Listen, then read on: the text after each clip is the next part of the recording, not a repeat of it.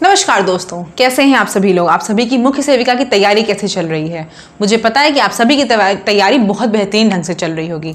साथ ही आपकी जो पेट की परीक्षा है उस पर थोड़ा ध्यान दे लीजिएगा।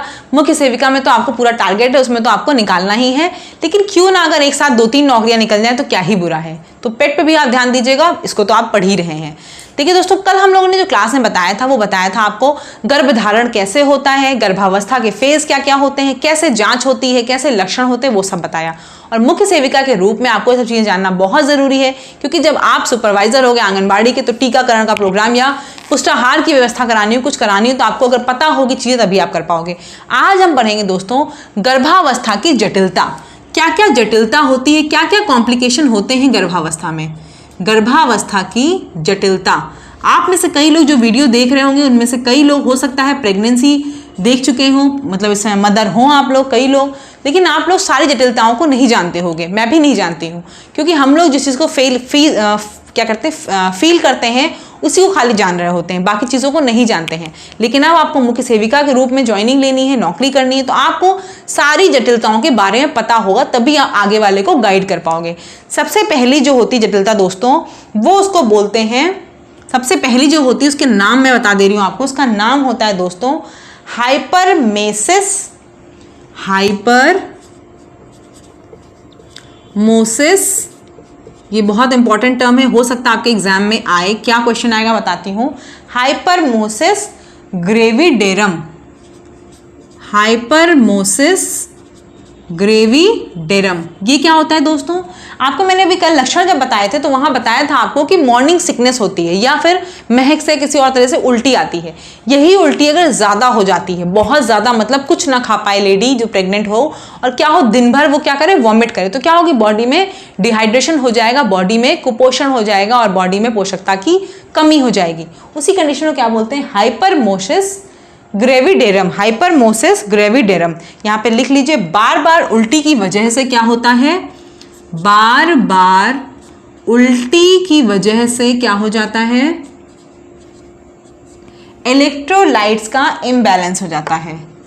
जो आपकी बॉडी में सॉल्ट है, सोडियम है, इन सब का क्या हो जाता है, इम्बैलेंस हो जाता है, और इलेक्ट्रोलाइट का क्या होता है, असंतुलन आता है। तो आपको इसका भी ध्यान देना होगा कि कोई ऐसे बोलते हैं ना लोग, कह रहे प्रेग्नेंट इसलिए वॉमिट हो रही है, लेकिन वॉमिट कितनी हो रही है, अगर एक लिमिट से ज्यादा हो रही है उसको दवाई करानी चाहिए, उसको ध्यान देना चाहिए, ठीक है, क्योंकि उसकी वजह से क्या हो जाता है, हाइपरमोसिस ग्रेविडेरम हो जाता है, ठीक है। अब मैं आपको बता दूं एक चीज, क्वेश्चन जो इसका बनेगा वो क्या बनेगा कि इनमें से कौन सी कंडीशन है जिसमें कि प्रेग्नेंट लेडी या गर्भावस्था के दौरान कुपोषण की शिकार हो जाती है। कौन सी कंडीशन होगी, 2-3 टर्म लिखे होंगे, एक टर्म आपका लिखा होगा हाइपरमोसिस ग्रेविडेरम, यानी कि इस समय ही क्या है, जो प्रेग्नेंट लेडी है, गर्भावस्था की जो लेडी है वो क्या होगी, वो कुपोषण की शिकार होगी, ठीक है। तो ये आपको याद रखना, हाइपरमोसिस ग्रेविडेरम। नेक्स्ट क्या होती है दोस्तों, नेक्स्ट जटिलता होती है गर्भावस्था की मधुमेह। क्या बोलते हैं, गर्भावधि मधुमेह, गर्भावधि मधुमेह। मतलब जिस समय आप प्रेग्नेंट होते हो, ये शुगर क्या होती है, उस समय ही खाली होती है। इसको बोलते हैं इंग्लिश में जेस्टेशनल डायबिटीज, जेस्टेशनल डायबिटीज। कई लोगों को हो सकता है पता भी हो, फील की उन लोगों ने, मतलब उन लोगों के टाइम पे हुआ हो। डॉक्टर क्या करते हैं, ग्लूकोज की जांच करते रहते हैं, इसीलिए टाइम टू टाइम, क्योंकि ये क्या होती है, ये प्रेगनेंसी के टाइम पे ही अराइज होती है, और जब बच्चा हो जाता है ऑटोमेटिकली ये जो डायबिटीज होती है क्या होती है, अपने आप ही खत्म भी हो जाती है। बच्चा होने के बाद ये डायबिटीज तुरंत खत्म हो जाती है। लेकिन अगर गर्भावस्था के टाइम में आप डायबिटीज पाए गए या फिर आपके में शुगर आई, तो क्या है, फिर कॉम्प्लिकेशन बढ़ जाता है। क्या होता है इस समय क्या होता है, आपको हाई शुगर हो जाती है। फिर डॉक्टर आपको क्या करते हैं, बहुत आपके खान पान में, ऐसे क्या है आपको पता है, प्रेगनेंसी में इतना खान पान पे परहेज नहीं कराया था। हाँ, बोला जाता कि मिर्ची बहुत मत खाओ, इससे गले में जलन ना हो, एसिडिटी ना बने, अदरवाइज खाने में इतना परहेज नहीं होता। लेकिन अगर आपको शुगर हो जाती है, डॉक्टर आपकी कैलोरी पे बहुत ध्यान देने लगता है कि चावल नहीं खाना है, आलू नहीं खाना, ये नहीं खाना, बहुत चीजें।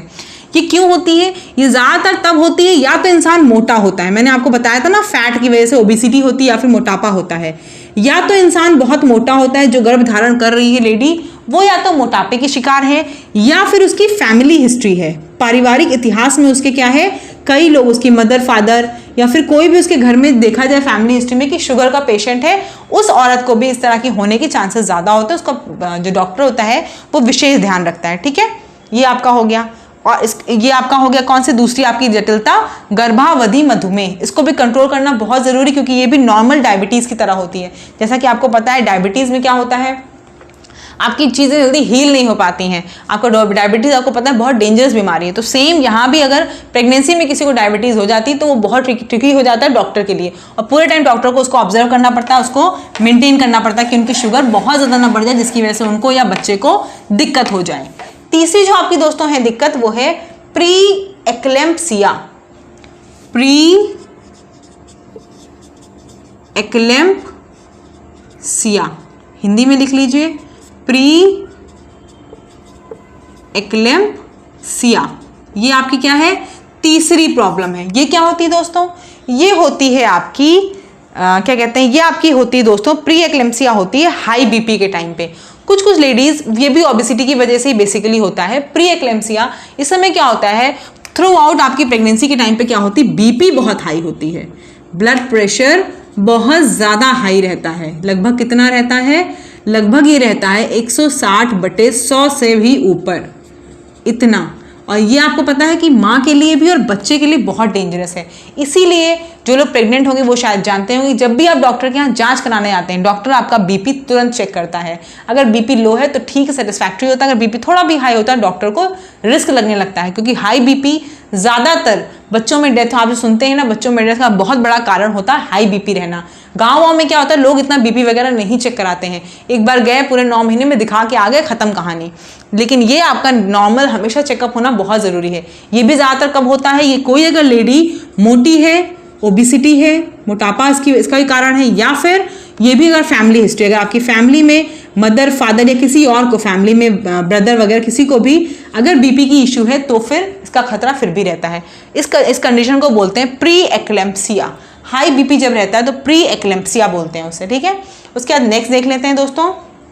नेक्स्ट क्या है यहाँ पर, चौथा जो पॉइंट है, चौथा जटिलता है, चौथी जटिलता है दोस्तों, उसको बोलते हैं PGP। क्या बोलते हैं, PGP, pelvic girdle pain. Pelvic girdle pain, PGP। ये क्या होता है, ये आपकी क्या होती है दोस्तों, ये थाइज और हिप्स में बहुत ज़्यादा, आपको पता है कि कुछ लोगों को इसमें मोटापे की ज़रूरत नहीं है, बहुत से लोगों को क्या होता है प्रेगनेंसी में पूरे 9 महीने आराम से बीत जाते, पता भी नहीं चलता। कुछ लोगों को मैंने बताया ना कि जब लास्ट के ट्राइमेस्टर जो आपका होता है, जो तीसरी तिमाही आपकी होती है, उस समय क्या होता है, बैक में आपकी पीठ में और आपके पाँव में बहुत ज़्यादा दर्द होता है। थाइस के आसपास वाले एरिया में, लोअर बैक में आपकी नीचे की तरफ, कमर के नीचे वाले हिस्से में बहुत ज़्यादा पेन होता है। उसे क्या बोलते हैं दोस्तों, उसी को बोलते हैं पेल्विक गर्डल पेन। ये आपका क्या है, गर्भावस्था की जटिलताएं हैं। क्यों बता रही हूँ गर्भावस्था जटिलताएं, क्योंकि आपको पता है गर्भावस्था के टाइम में कोई भी आप बीमारी, मतलब नॉर्मल फीवर भी हो तो आप पैरासीटामोल बिना डॉक्टर की परमिशन से नहीं खा सकते हैं। आपको ये चीज़ समझानी होगी। गाँव वगैरह में वहाँ पे तो क्या है, इतना ज़्यादा नहीं ध्यान देते हैं, लेकिन आपको ये चीज़ समझानी होगी। तो पेल्विक गर्डल पेन ये भी एक कॉम्प्लिकेशन है। ठीक है, नेक्स्ट देख लेते हैं दोस्तों। इसके बाद एक और क्या है कॉम्प्लिकेशन, एक और कॉम्प्लिकेशन क्या, उसको बोलते हैं एक्टोपिक प्रेगनेंसी। क्या बोलते हैं, एक्टोपिक प्रेगनेंसी, स्थानिक गर्भावस्था। स्थानिक गर्भावस्था क्या बोलते हैं इसे, एक्टोपिक प्रेगनेंसी। जी जो भी नंबर है, नंबर मुझे नहीं याद है। एक्टोपिक प्रेगनेंसी क्या होती है दोस्तों, गलत स्थान पर प्रेगनेंसी का हो जाना। जैसे आपको ऐसे पता है कि यूट्रस में बनता है, जो भी हमारी प्रेगनेंसी की चीज़ें होती हैं वो कहाँ होती हैं, यूट्रस में होती हैं। लेकिन कई बार क्या होता है, भ्रूण जो होता है वो गर्भाशय के बाहर ही विकसित हो जाता है। स्पर्म क्या होता है, वहाँ तक पहुँच ही नहीं पाता है यूट्रस तक, और क्या होती है प्रेगनेंसी, क्या होती है, इसको क्या बोलते हैं, गलत स्थान पर जब प्रेगनेंसी हो जाए, गलत स्थान पर प्रेगनेंसी हो जाए, भ्रूण जो है वो क्या हो जाए, गर्भाशय के बाहर विकसित हो जाए, यानी कि यूट्रस के बाहर। भ्रूण गर्भाशय के बाहर विकसित हो जाए, विकसित हो जाए, गर्भाशय के बाहर विकसित हो जाए। जैसे कि कई बार क्या होता है, फैलोपियन ट्यूब में विकसित हो जाता है। कहाँ हो जाता है, फैलोपियन ट्यूब, मैंने दिखाया ना अभी आपको फैलोपियन ट्यूब, वहां पर क्या होता है, भ्रूण विकसित हो जाता है। तो आपको पता है कि जो यूट्रस है वहाँ पे तो है इस चीज़ की वो कि जब बच्चा बढ़ता है, भ्रूण बढ़ता है, तो वो यूट्रस भी अपने आप फैल जाता है। लेकिन फैलोपियन ट्यूब में ऐसा कुछ भी नहीं है। वहाँ अगर भ्रूण विकसित होने लग गया और वहाँ पे पता नहीं लगाया गया कि वहाँ पे भ्रूण विकसित हो रहा है, अल्ट्रासाउंड वगैरह के थ्रू पता लगा सकते हैं, अगर नहीं लगवाया गया तो क्या होगा, फैलोपियन ट्यूब जैसे जैसे भ्रूण बढ़ेगा उसके हिसाब से क्या होगी, फैलोपियन ट्यूब फट जाएगी, विकसित हो जाएगा। तो क्या होगा, फैलोपियन ट्यूब बढ़ने के साथ साथ क्या होगी, भ्रूण के बढ़ने के साथ क्या होगी, फैलोपियन ट्यूब फट सकती है, फैलोपियन ट्यूब फट सकती है। अगर ये फट जाएगी तो क्या होगा, माँ की भी जान को खतरा है और बच्चा तो खैर खतरे वाला होगा ही। एक टॉपिक प्रेगनेंसी का आप फिगर देख लीजिए, आपको दिख रहा होगा इसमें, क्या कहते हैं, स्क्रीन पे देख लीजिए कैसे है। ये जो प्रेगनेंसी है वो आपका कहाँ डेवलप हो रही है, वो फैलोपियन ट्यूब में डेवलप हो रही है। तो वहाँ अगर भ्रूण बढ़ेगा तो क्या होगा, फैलोपियन ट्यूब आपकी बस्ट हो सकती है। इसीलिए बोला जाता है कि पहले ट्राइमेस्टर में भी 1-2 बार डॉक्टर क्या करते हैं, अल्ट्रासाउंड करके जांच कर लेते हैं कि बच्चा किस जगह पर डेवलप हो रहा है, सही जगह डेवलप हो रहा है कि नहीं। इसमें क्या होता है, कभी बहुत ज़्यादा तेज पेन रहता है परमानेंट, तो इस चीज़ को अगर परमानेंट बहुत तेज पेन है तो पता होना चाहिए कि बहुत ज़्यादा पेन हो रहा है और डॉक्टर को ज़रूर दिखाना चाहिए। ठीक है, नेक्स्ट देख लेते हैं एक और आपका क्या प्रेगनेंसी का वो है। एक्टोपिक प्रेगनेंसी समझ में आ गई ना।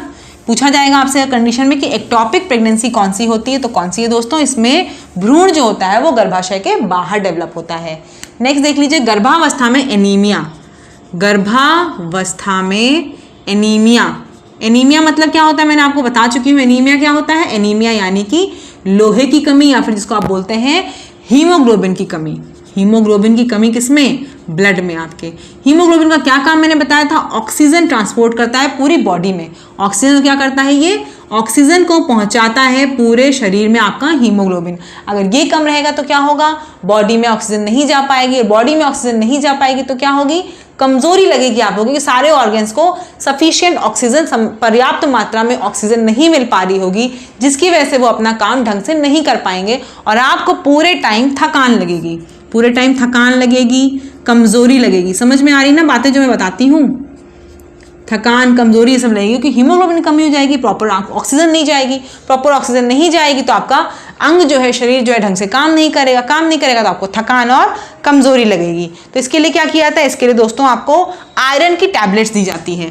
प्रेग्नेंट लेडीज को क्या होता है, आयरन की टैबलेट्स दी जाती है, फॉलिक एसिड और विटामिन B12 भी दिया जाता है, विटामिन B12 भी दिया जाता है साथ में। फॉलिक एसिड और विटामिन B12 प्रेग्नेंट लेडीज को दिया जाता है जिससे कि एनीमिक ना हो। और इस समय देखिए क्या होता है दोस्तों, आपको बाहर से भी बोला जाता है कि आप अनार वगैरह या जिस भी चीज़ से, चुकंदर, जिस भी चीज़ से आपको क्या कहते हैं, लोहा मिलने की या फिर आपको हीमोग्लोबिन बढ़ने की वो होती है, वो जरूर कहा जाता है खाने को। क्यों, क्योंकि इस समय आपकी जो बॉडी में ब्लड सर्कुलेशन होता है वो क्या होता है, 2 लोगों के हिसाब से होता है। ठीक है, वो 2 लोगों के हिसाब से होता है। आपके शरीर को सामान्य से अधिक आयरन की आवश्यकता होती है। प्रेग्नेंट लेडीज को क्या होती है, सामान्य से अधिक आयरन की आवश्यकता होती है, सामान्य से अधिक आयरन की आवश्यकता होती है, सामान्य से अधिक आयरन की आवश्यकता होती है ना प्रेग्नेंट लेडीज को। इसीलिए बोला था कि ज़्यादा अनार खाओ, ज़्यादा दूध दही खाओ, जिससे कि आपका क्या हो, आयरन आपको कमी ना हो।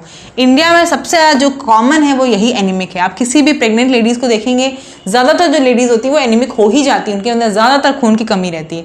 लेडीज़ के अंदर वैसे भी अगर आप चेक करेंगे तो हीमोग्लोबिन जेंट्स में हमेशा ज़्यादा होगा, लेडीज़ में कम ही होगा, और वो क्या होता है प्रेगनेंसी के टाइम पे और हो जाता है। तो इंडिया में सबसे कॉमन जो चीज़ है, अगर पूछे कौन सी जटिलता सबसे कॉमन है तो वो है एनीमिक।